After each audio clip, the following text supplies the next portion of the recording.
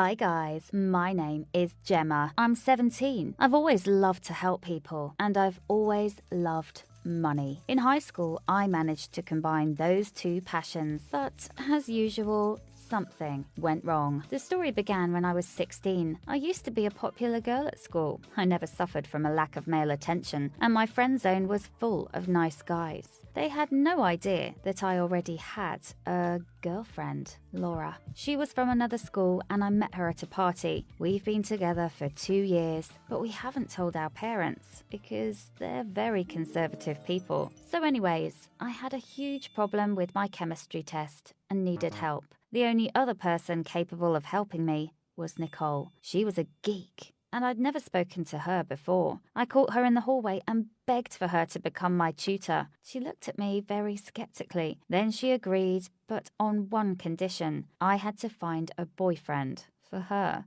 I had no choice, so I just said yes. She trained me well, I passed the test, and it was my turn to pay her back. Of course, I did realize it would be very hard if we didn't change her style and attitude. She needed a complete makeover, and it's not as easy as they show in those romantic comedies.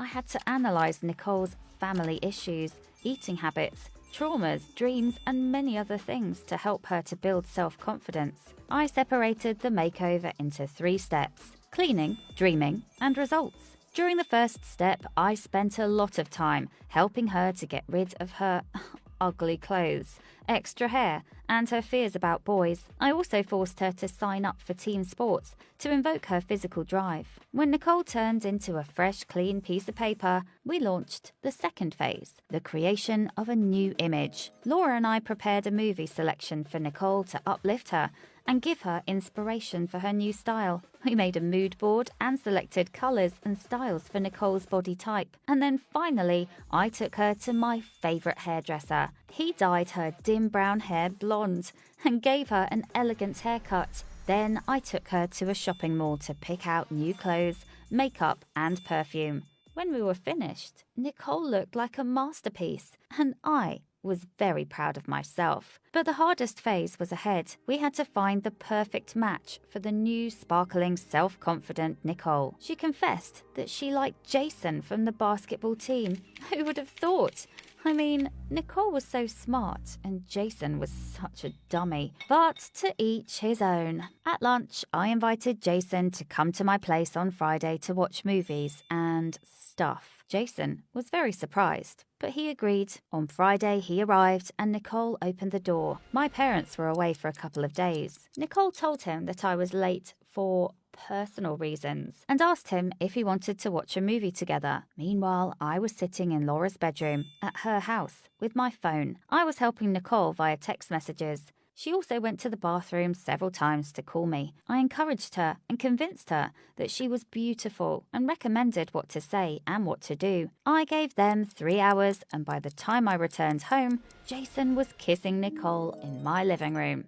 I kicked Jason out and recommended that Nicole be very cold with him over the next few days. We didn't want him to think that she was that easy to get. You know. The next week, Jason turned to me for advice. He wanted to invite Nicole on a date. It turned out that they had a lot in common. Well, I gave some tips to Jason and told him to hurry up because a lot of guys like Nicole, and she had a lot of choices. Yes, I lied, but it worked. They became a couple. And they're still together, by the way. My mission was officially complete. I was laying on Laura's bed, exhausted, but very happy. We celebrated, and she said that this kind of hard work should be paid well. Unfortunately, we forgot to lock the door that night, and Laura's brother Chuck saw us kissing. He was a shy 15-year-old nerd, so it was easy to convince him to keep our little secret. Meanwhile, Nicole blabbed about my skills, and one day I received a sudden makeover request from Ginger. Ginger reminded me of Hagrid from Harry Potter, but she did have a kind heart. We met in the school bathroom and she asked me for help. I refused, politely, but she offered me $300.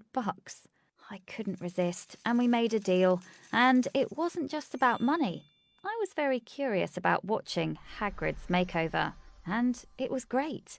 I made Ginger look like a femme fatale from a classic Italian movie and matched her with Theo from the school theatre club. Rumours among the nerds spread very quickly, and soon all of my spare time was occupied with clients. During the next year, I helped around 15 girls and boys to change their style and find romantic relationships. I made around $500 to $700 a month for doing what I loved. Laura joked that I didn't need to go to college because I was already a pro. A year later, I realised that I needed to expand my business.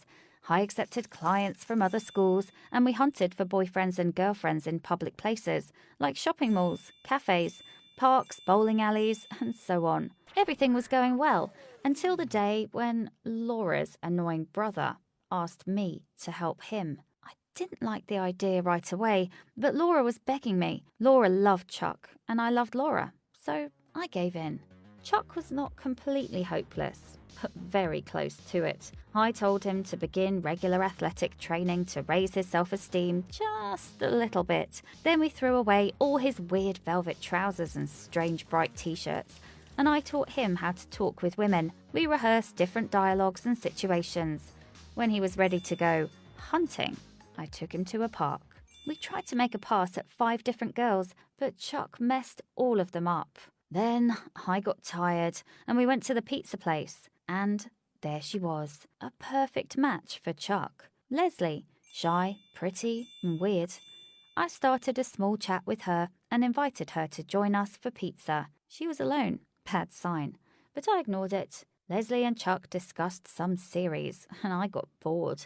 I found an excuse to leave and headed to Laura to share the good news. The next day, Chuck took Leslie to the movies, and he kissed a girl for the first time in his life. More precisely, she kissed him. Then they had a couple of dates. But then Chuck complained that she was acting very weird. She texted him every 5 seconds, asking what he was doing. If he didn't answer, she would call and yell at him. I asked Chuck to explain that he needed space and break up with her, and that's what he did. But this girl literally refused to leave him alone. The next day, Chuck called me and invited me to take a look at what I'd done. The house was a mess. Someone had decorated it with toilet paper and wrote "jerk" on Laura's car. Obviously, that someone was Leslie, because she kept on texting Chuck. She promised more and more vandalism unless he agreed to become her boyfriend. Chuck yelled at me that it was my fault. He threatened that he was going to tell my parents that I was gay if I didn't get rid of Leslie forever. That was painful. But at the end of the day, he was right. It was my responsibility. So I asked him to clean the house and the car. Then I called Leslie and asked her to meet me at the coffee shop. I didn't want her to find out where I lived. My parents had no idea about my little business. I tried to explain to Leslie that Chuck was just a very ordinary guy and that there was no need to struggle with him. But Leslie was very defensive. She decided that I just grabbed to steal her man. And then something unexpected happened. She grabbed my phone and smashed it against the wall. Then she grabbed my bag, poured her cappuccino in it, and dumped the contents of my bag on the floor. Then she began to stomp my stuff with her feet.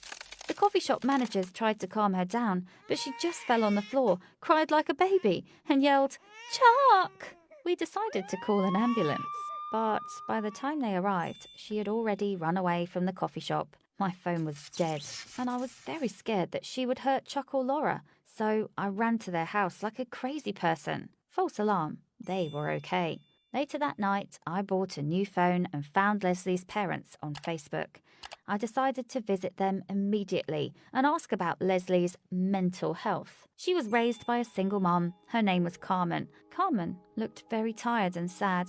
She invited me in and offered me some tea. I heard strange noises from the second floor. Leslie was screaming and laughing. I told Carmen the whole truth, and she told me that Leslie suffered from psychosis. She had periods of enlightenment when she acted like a healthy, cheerful girl, but then her mood changed and her reactions could become absolutely unpredictable.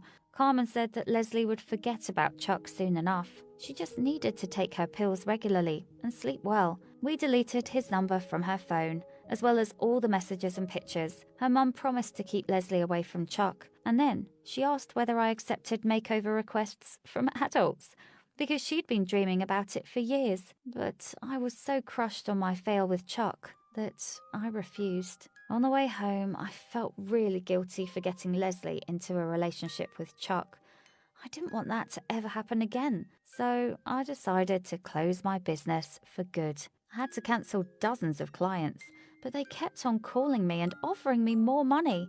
But I just couldn't do that anymore. Everywhere I went, I saw mentally unstable people and expected psychosis. After a while, I fell into a depression and almost stopped my outdoor activities. But then one day, Laura came over and told me that she had found the perfect internship for me at a dating agency. She insisted that I should go on an interview. As usual, Laura was right. I got hired and I really like the job. Over time, I've managed to overcome my safety struggles, and now I'm preparing to apply to college to study psychology and become a family therapist. And yeah, Laura and I finally came out of the closet, and it wasn't as bad as we expected.